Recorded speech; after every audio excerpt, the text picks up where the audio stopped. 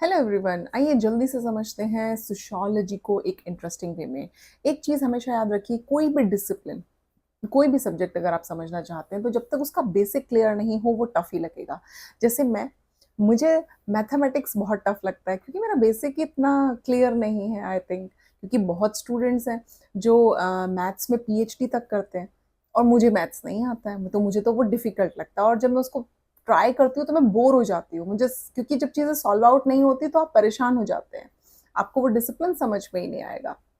इसीलिए सोशियोलॉजी को अगर समझना है तो उसको इंटरेस्टिंग बनाने की ज़रूरत है। और एक सोशियोलॉजी एक ऐसा डिसिप्लिन है जो आप अपनी डे टू डे लाइफ में जो भी सर्कमस्टांसेस हैं, सिचुएशंस हैं, सोसाइटी के रूल्स हैं, नॉर्म्स हैं, आपकी खुद की फैमिली, इंडिविजुअल जो आपकी लाइफ चीज़ें हैं, उनसे आप रिलेट कर सकते हैं।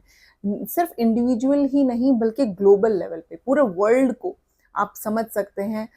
एक एक चीज़ को रिलेट कर सकते हैं अगर आप सोशियोलॉजी को समझ जाते हैं। कैसे? देखिए, जो सी राइट मिल्स हैं, उन्होंने एक बुक लिखी थी, वो एक अमेरिकन सोशियोलॉजिस्ट थे और उन्होंने बुक लिखी थी द सोशियोलॉजिकल इमेजिनेशन इन 1959। और इस बुक में उन्होंने एक एक एस्से भी लिखा था और इस बुक के थ्रू उन्होंने ये समझाया कि सोशियोलॉजी है आपकी लाइफ और जो सोसाइटी है, उनके बीच का इंटरैक्शन, कोऑर्डिनेशन, कम्युनिकेशन, यही है सोशियोलॉजी। कैसे? उन्होंने बताया कि एक बहुत ही अच्छा एग्ज़ाम्पल कि इस सोसाइटी को समझने के लिए 2 तरह की चीज़ें होती हैं, 2 तरह की चीज़ें आपको नज़र आएँगी। फॉर एग्ज़ाम्पल, एक होता है पर्सनल ट्रबल, एक होता है पब्लिक इश्यूज़। आप लोगों को क्या लगता है कि पर्सनल ट्रबल यानी आपकी खुद की जो पर्सनल प्रॉब्लम है, वो सिर्फ़ आपकी पर्सनल प्रॉब्लम है? नहीं। सी राइट मिल्स ने कहा आपकी पर्सनल प्रॉब्लम कंप्लीटली आपकी पर्सनल प्रॉब्लम नहीं है, वो कहीं ना कहीं सोसाइटल लेवल पे या पब्लिकली वो चीज़ें अफेक्ट करती हैं। या फिर जो पब्लिक इश्यूज हैं वो सिर्फ पब्लिक इश्यूज नहीं है, वो कहीं ना कहीं आपकी लाइफ को भी अफेक्ट करेंगे।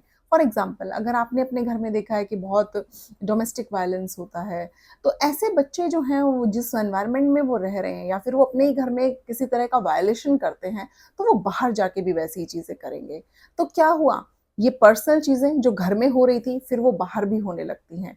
बाहर का जो एनवायरनमेंट है, वो भी कहीं न कहीं किसी भी बच्चे को या किसी भी इंसान को अफ़ेक्ट करता है, जो घर पे भी जिस उसका असर नज़र आता है। तो एक तरह से हम ये समझ सकते हैं, इंडिविजुअल एंड पब्लिक दोनों चीज़ें को रिलेट करती हैं, दोनों चीज़ें रिलेट करती हैं, दोनों चीज़ें एक-दूसरे के पूरक हैं। तो इस तरह से आप सोशियोलॉजी को समझ सकते हैं। Thank you.